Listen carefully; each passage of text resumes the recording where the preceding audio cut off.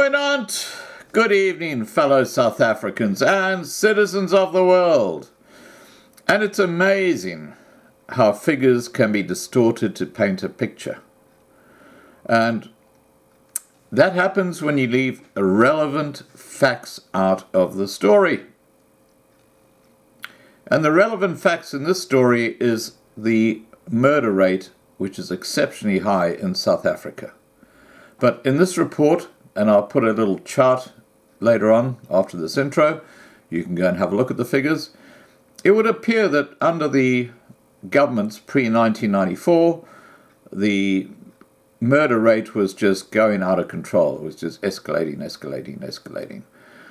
No explanation is given to that. But I'm going to give you the explanation. The explanation is quite simple. It's because the ANC were literally murdering all their opponents. And the ANC today, even today, if you've got someone who you don't like, who's a potential candidate for a position you want, you just send out a hit squad.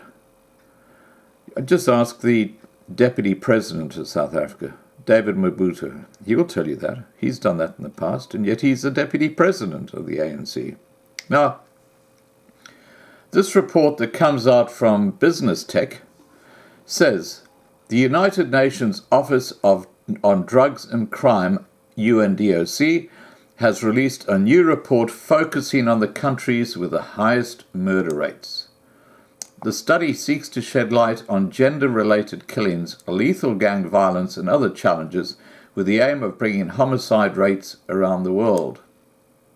The data shows that the overall number of people who suffered a violent death as a result of homicide in South Africa increased in the past quarter of a century from 395,442 in 1992 to 464,000 in 2017. However, because the global population has risen faster than the increases in recorded homicide deaths, the overall risk of being killed in homicides has declined steadily. Now, I've got to tell you that there's a figure here that, again, has been left out. The global homicide rate, measured as the victims of homicide per 100,000 people, declined from 7.2 in 1992 to 6.1 in 2017. According to the UN's data, between 1994 and 2017, 485,260 murders have been recorded in South Africa. The latest stats from the South African Police Service for 2017-2018 recorded 20,306 for the period, meaning over 500,000 people, or 500,000 people, have been murdered in South Africa since the dawn of democracy, the Rainbow Nation. Now, there's a figure here again which is completely left out, and that is that over 100,000 white people, according to figures I've seen, have been murdered in South Africa since 1994. That is something like 20% of the 500,000 figure mark. And yet the white population makes up something like 4 or 5% of the total population in South Africa. And again, this is a fact that's completely left out of this report. Now, getting back to the ANC and their murdering ways, they were having a huge fight within Inkatha before the 1994 period. And a lot of black Africans were murdered at that time. Thousands. That's why the murder rate went up pre-1994. It wasn't something associated with the old government. It was a political thing between the ANC and other parties. And that is just completely left out of this report.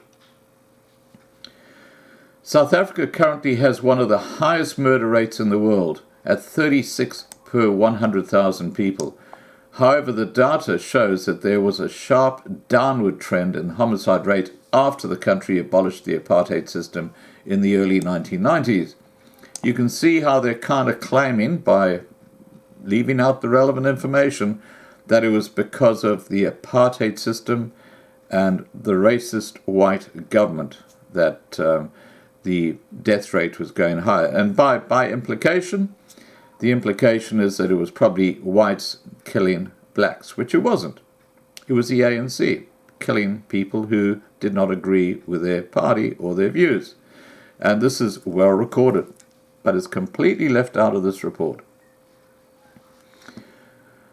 Contrary to popular perception, however, analysis of long-term recorded rates of lethal violence show that this is by no means a post-apartheid phenomenon. Despite data limitations and jurisdictional inconsistencies resulting in probably large undercount of homicide victims through the 20th century, the country's official homicide rate has been well above the current global average since at least the 1920s. The UN said the steady increase in the homicide rate in the first half of the 20th century, that's the 1900s, corresponds to a period of rapid urbanization and industrialization.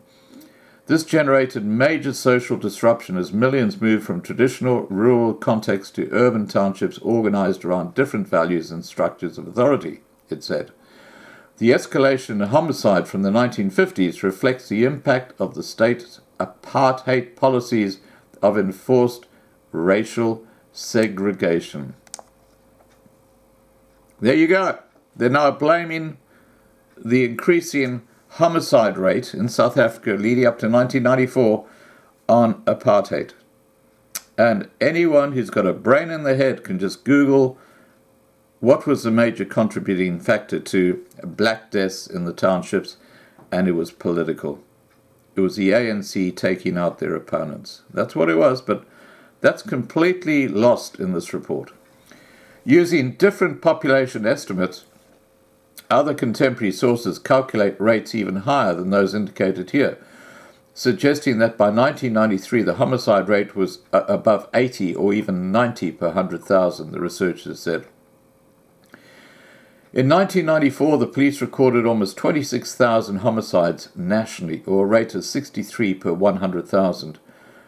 After the political transformation of 1994, the homicide rate began to decline by about 5% per year, halving over the course of 2 decades, the UN said. Now, again, the ANC were in power, so the only guys that they were worrying about taking out after 1994 were those who were competing with them for a particular position.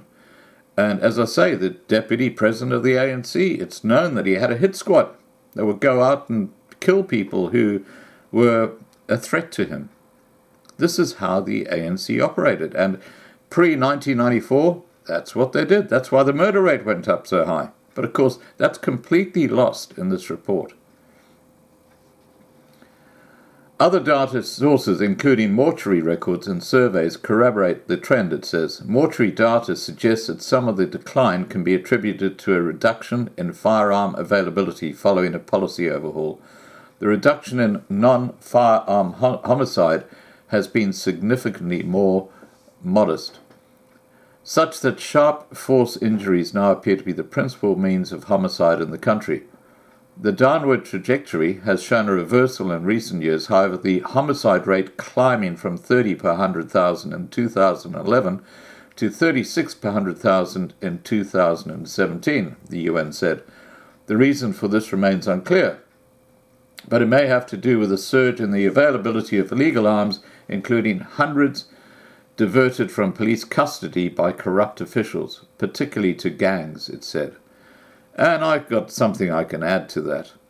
The crime rate is exploding because of the total incompetence of the South African police service in many areas of South Africa. I'm not saying all areas. Some of the officers, police officers, are doing fantastic work, but you look at some of the outlying areas, not so much.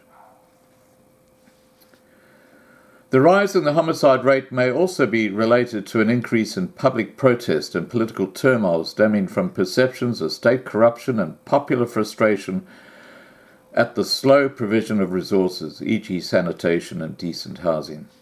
According to the best available estimates, South Africa's official homicide rate has been above 20 per 100,000 since the 1950s, and about 30 per 100,000 since the 1960s.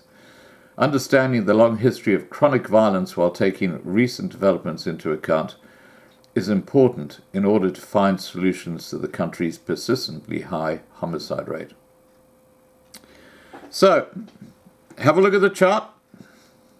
You be the judge. As I say, if you look at the factual history, the reason the crime rate went up leading up to 1994 was the ANC taking out the opposition. That's exactly what happened. Please remember to subscribe to be kept informed, ring the bell for updates, and have a great evening. Bye for now.